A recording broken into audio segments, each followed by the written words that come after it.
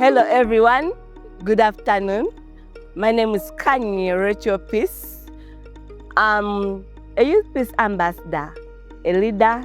I come from Uganda, in the eastern region of Uganda.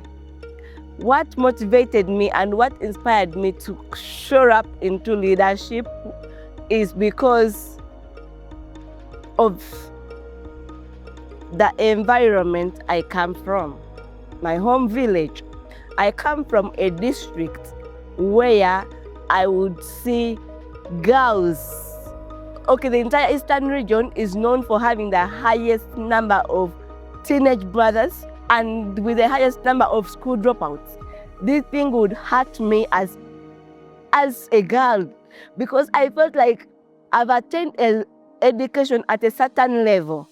Much as I hadn't graduated, but I thought that there was need for these other girls to also reach somewhere and not become school dropouts on P1, P2. That was really a tender age for them. And remember, these girls would easily be convinced by these men, and so they would be impregnated at a tender age, so they would become teenage mothers. So they would be left with a burden of being mothers at such a tender age, whereby they're also supposed to be looked after at that age. But now they're also looking after someone. In most cases, even the perpetrators with neither responsibility, and now this girl had to suffer and toil so much, that thing would hurt me. And I would see that the boys in the community, a few of them were attending education. They feel that would go to school, fine, well and good. But then majority were not doing. They were doing betting, gambling and all other stuff. So I tried to reach out to different leaders in my community. I mean, you are seeing this, but what can we do about this? Can't we do something? Can't we at least encourage parents to see that they have these students, they enforce it, let it be compulsory that you have to be in school. And look, yeah, people are not responding. It's like the leaders were not concerned. After all, none of those dropouts were their children. So what I decided to do, I came out and I stood out and said, okay, look here, I can do this. I think I can start something as an individual and I do something about it. So I said, no, if the leaders are not doing it, I can do it. I can bring in that change that I want other people to do. So I took it on voluntarily. So I volunteered and I'm volunteering to do this free of charge. I've reached out to 43 now. I have 43 girls, teenage mothers that had really dropped out of school. And I told them, look here, you made a mistake once. It will only be a mistake if you repeat it twice. Come on, stand up. We can be mothers and at the same time attend education. So I try to voluntarily see that I preach the message of education, telling these people at least study up to this level, then you can branch off and go for this level and maybe do vocational stuff, maybe tailoring, dressing and all that stuff. Then with the boys, I would tell them gambling is not a good thing. Today you're gambling because you have the little. Now what if you don't have that? It means you're going to break someone's house to get what to gamble with. You can do this, you can do this. From there, people started seeing leadership in me. And now they would tell me, this girl is a leader, you're a leader, do you know that you're a leader?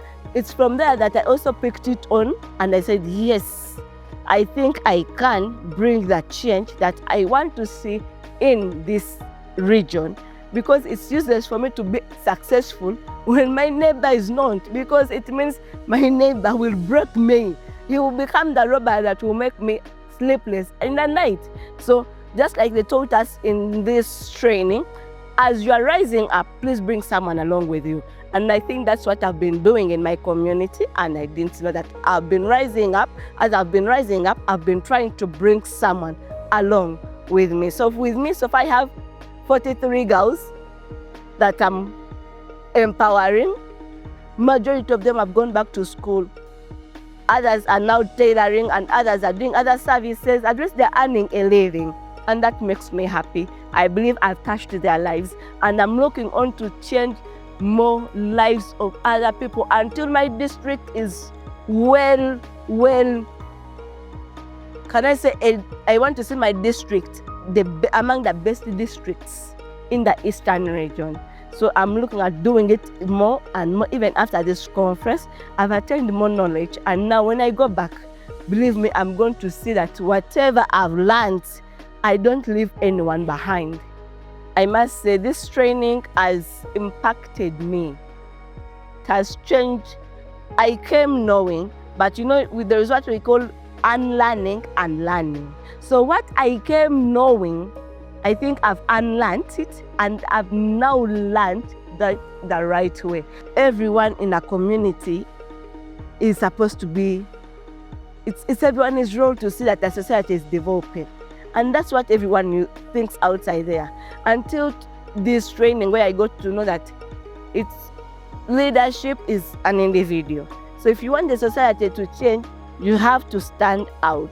From the training, I can submit and say that if what I was saying wasn't worthy for them to listen, then they wouldn't have shut me up.